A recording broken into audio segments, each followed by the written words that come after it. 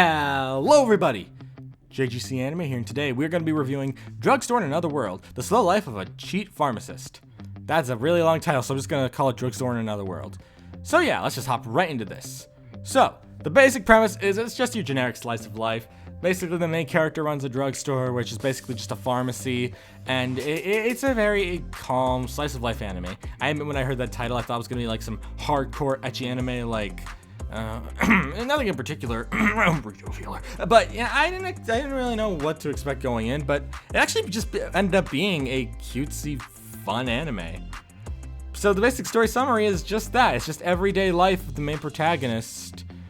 I think it was like Reiji, I think his name was, where it just his wolf girl and his ghost friend, they just live their daily lives just chilling at a pharmacy. It's a very chill anime, and trying to make reviews on these types of anime are much more difficult than shonen and stuff like that, just because it's very difficult to explain a slice of life story where just random stuff happens each episode.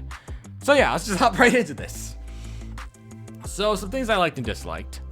I really like the calm atmosphere. I definitely feel like there was some really good moments and some pretty solid episodes overall.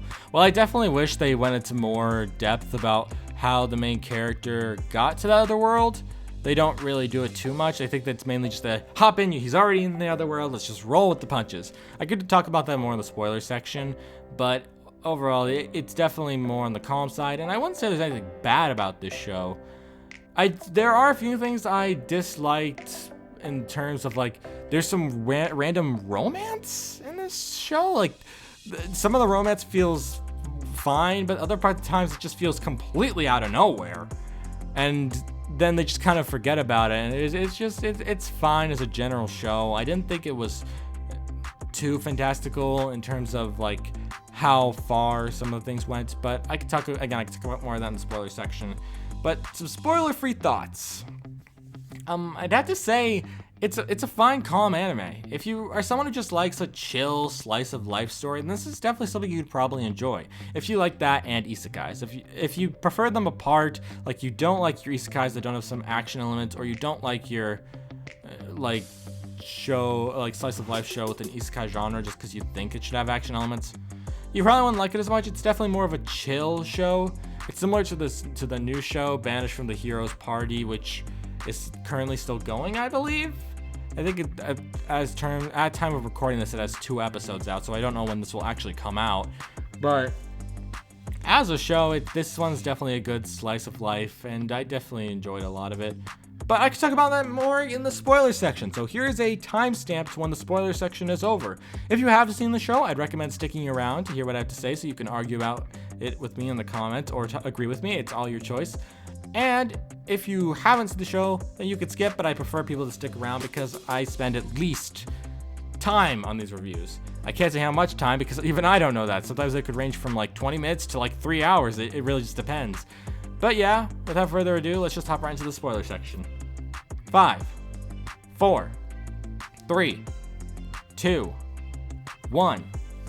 Okay, so in terms of spoilers, as I mentioned before, I'm slightly disappointed with how they handled the main character. I think it's Reiji just going to this other world. They just kind of say he pops in there one day, and it's not very well explained. I can't really appreciate the fact how little it was explained. It definitely felt like it was more tacked on than something that was part of the plot. And all in all, it didn't really work that well. I definitely feel like because they skipped the how he got there aspect, I didn't mind it too much, but then when they got to the how he got there, it just ruined it for me. For one, they say in one of the episodes that the main character, Reiji, just goes to a store one day as a pharmacy, and he happens to run into the ghost. But the wolf girl's not with him yet, so I assume that he finds her later on. But then, suddenly in the final episode where they're revealing how he got there, suddenly he's saying that he met the wolf girl before he met the ghost girl, and now I'm just confused because I don't know how things played out. They don't explain it. And that's the times I don't like slice of life, where if they're going to try to add something in, they should at least explain what they're trying to add in. This one tried to add in something, but then didn't make any sense when they didn't try to fully go through with it. And all in all, In terms of origin stories about like how the main character gets to that said place, it was a pretty unsolid one. It didn't have a very strong foundation, and I definitely have to say it's one of the weaker and less entertaining origin stories, since it's very glimpsed over and all in all just not that interesting. As for what I mentioned before about it, the horrible love aspect, I don't hate the fact that they tried to throw in some harem-esque aspects into this show, but when I watch one of those, I at least expect somewhat of an explanation. Like, one of the girls, it makes perfect sense because, you know, she asked for his help and he decided to help her, and while they weren't entirely against hanging out, they did kind of explain to a certain extent why she kind of liked him. But then there's this other girl, there's like this elf girl who barely appears in the show, by the way. She's barely in it. And at the very end of the episode where she asks the main character Reiji for some medicine and it helps her, she's just somehow in love with him at that point. It doesn't make any sense. Why is she in love with him now? It's just, as much as I like those types of anime, there needs to be some groundwork beforehand, an explanation, please. It's the reason why there were some problems I had with the Misfit of Demon King Academy's harem-esque aspects. I eventually accepted them because I just kind of rolled with the punches, but this show irritated me so much with how they handled that. There were also some funny moments, like how the Demon Lord decided to work at their store because he fell in love with the wolf girl, which it's a funny love at first sight thing, but overall, maybe I'm just not that big into some slice of life shows. Now, I'm not saying I can't like a slice of life show. For one, right now there's a show called My Senpai is Annoying that's currently airing at time of recording, and it's a slice of life. I'm having a great time with it. It's a great show, in my opinion. I'll probably review it at a later time, but all in all, the only major problem I had with this show was how it wouldn't take its slice of life in any specific direction. Now, I didn't mind the fact that they didn't go anywhere big for the final episode. If anything, when slice of life shows do that, it always annoys me because they never really lead to any conclusion. But I at least wish they did something similar to the show Love Lab did, which this is kind of like a spoiler for Love Lab, but I don't think I'm ever going to review it. But basically Love Lab has like this big reveal at the end of the season, but rather than just kind of being like, forget about it, it's fine, they actually accept it and deal with the consequences. And it's so perfectly written because they took a slice of life show and managed to actually work an aspect out of that slice of life show that was built into it from the beginning and played the part into it and just made the whole thing work.